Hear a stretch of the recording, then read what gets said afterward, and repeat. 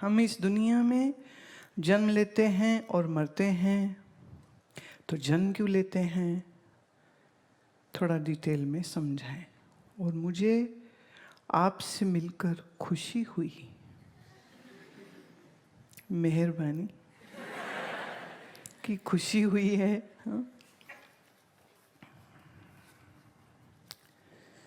अगर आपको कोई बाजार भेजे कि जाके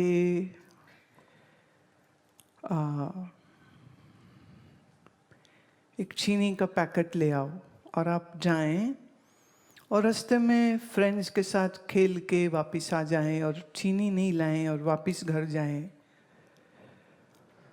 तो कहेंगे क्या ऐसी घूम के आ गए, जाओ फिर से लेके आओ, राइट? तो मतलब कुछ अधूरा काम अगर मार्केट में रह जाए जो आपको करने के लिए कहा गया, तो ऑब्वियसली आपको दोबारा बाजार भेजा जाएगा, राइट? पर कई बार बाजार हम इसलिए जाते हैं क्योंकि हमको कुछ चाहिए होता है, कोई सैंडल, कोई चप्पल, कोई ड्रेस, कुछ एक दुकान नहीं मिली, दूसरी में, तीसरी में, चौथी में, एक बाजार में नहीं मिली तो दूसरे, तीसरे, चौथे में, एक मॉल में नहीं मिलेगी तो इधर उधर जाएंगे, जब तक हमें जो चाहिए वो मिल ना जाए।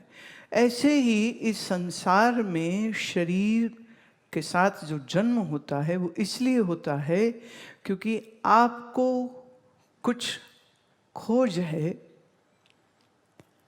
क्या खोज है, समय के साथ वो भी भूल गया है।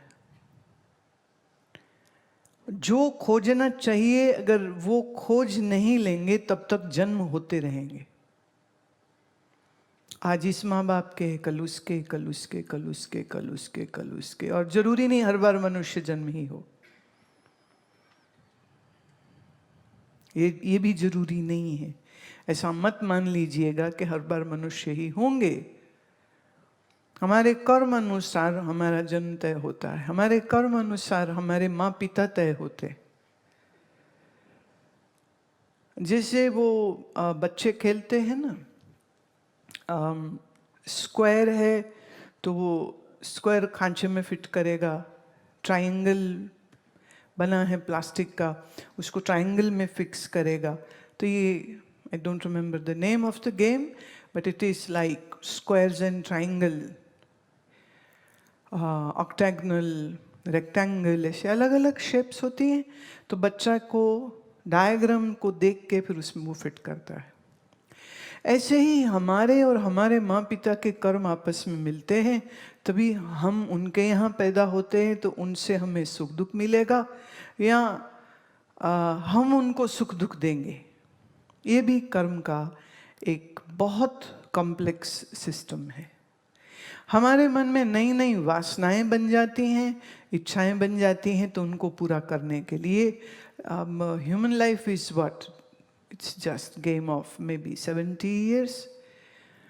एवरेज जो लाइफ स्पैन है इंडियन मैन की, दैट इज बाय गवर्नमेंट जो डेटा, वो कहते हैं 63 years, और औरत की 67।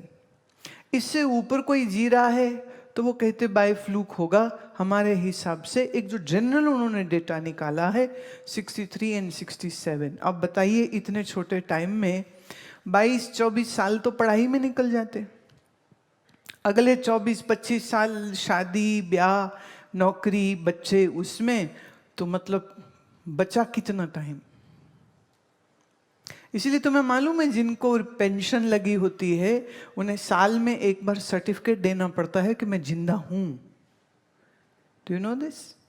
Every year they have to get a certificate and they have to submit in the office कि मैं अभी मरा नहीं हूं। गवर्नमेंट की पॉलिसी है, अगर वो आदमी मर जाए तो उसकी पत्नी को मिलेगी, फिर पत्नी को बताना पड़ता है हर बार कि मैं भी जिंदा हूं। और जब पत्नी भी मर गई तो बात खत्म हो गई, फिर कोई पेंशन नहीं आती। ऐसे ही हम जिंदगी को जो प्राप्त कर रहे हैं, तुम सब कुछ अधूरी इच्छाएं हैं जिनको पूरा करने आए हैं, कुछ हमारे कर्मों का हिसाब है जिसको भोगने आए हैं, और अभी भी खाली थोड़ी बैठे हो, अभी भी बहुत कुछ कर रहे हो, बहुत कुछ कर रहे हो। चूंकि कोई अकल समझ नहीं देता है तो गलत भी करते हो, जो पाप है वो भी करते हो, जो अनैतिक है वो भी करते हो। जैसे छोटी छोटी बात पे झूठ बोल लेना कौन सी बड़ी बात लगती है? कोई चीज पसंद आई, कोई पेंसिल बॉक्स, कोई ज्योमेट्री बॉक्स, या किसी का फोन, या किसी का आईपैड, या किसी का कुछ, और वो चुरा लिया, बंदा ढूंढता रह गया, उसे पता ही नहीं। किसी का पर्स खुला देखा, उसमें से माल निकाल लिया, जो भी था, लगा ये लालच आता है ना तो अकल काम नहीं करती, बस उठा लिया, ये मेरा है। अब नहीं पकड़े गए तो हिम्मत और बढ़ जाएगी, फिर वो और चोरी करेगा, फिर और चोरी करेगा, फिर और चोरी करेगा। झूठ बोला, पकड़े नहीं गए, अब आप और शेर होके झूठ बोलेंगे। तो हर बार जब आप ऐसा कर्म करते हैं तो इस कर्म को हम पाप कर्म बोलते हैं, और हर पाप कर्म का दंड होगा और हर पुण्य कर्म का शुभ फल होगा। आप अच्छा कर्म करते हैं तो आपको सुख मिलता है, आप बुरे कर्म करते हैं आपको दुख मिलता है। मैं पहले 1-2 सेशंस में एक एग्जाम्पल्स दे चुकी हूँ कि लोग, जो आदमी मंदिर में चोरी कर रहा था कि उसका क्या हुआ। अभी आपके सेशन के बाद अभिषेक से बात हो रही थी तो उसने बताया कि एक करंटली एक केस हुआ था कि एक IAS ऑफिसर के घर में विजिलेंस ने छापा मारा, घर से उसके 10-20 करोड़ निकला, और उसका बेटा इतना दुखी हुआ कि मेरे बाप ने ये क्या किया है। तो उसने शायद दूसरे या तीसरे दिन ही, जब पिताजी अरेस्ट हुए, दूसरे तीसरे दिन ही उसने आत्महत्या कर ली। जवान बेटा इकलौता, उसने आत्महत्या कर ली। पत्नी की हालत इतनी खराब हुई, कुछ दिन में उसको हार्ट अटैक हो गया, वो हॉस्पिटल में मर गई। फिर ये बंदा जेल में था, और जेल में अब सब प्रोसिक्यूशन चल रही है, रोज इंटेरोगेशन हो रही है, इतना एम्बैरेसिंग, 2-2 मौतें। फिर उसने भी आत्महत्या करी, जेल में आत्महत्या करी। निकला क्या? पर जब आदमी करता है तब तो सोचता नहीं, तब तो सोचता नहीं है। तो मुझे लगता है कि हर माँ पिता को धर्म अधर्म पाप पुण्य की समझ होनी चाहिए, और उनको आपको वो समझ देनी चाहिए थी। अनफॉर्चुनेटली ऐसी कोई लिस्ट आपके हाथ में नहीं दी गई कभी भी जहाँ आपको ये समझ आती कि ये अधर्म है, ये पाप है, ये नहीं करना चाहिए, किसी भी कंडीशन में ये नहीं करना चाहिए।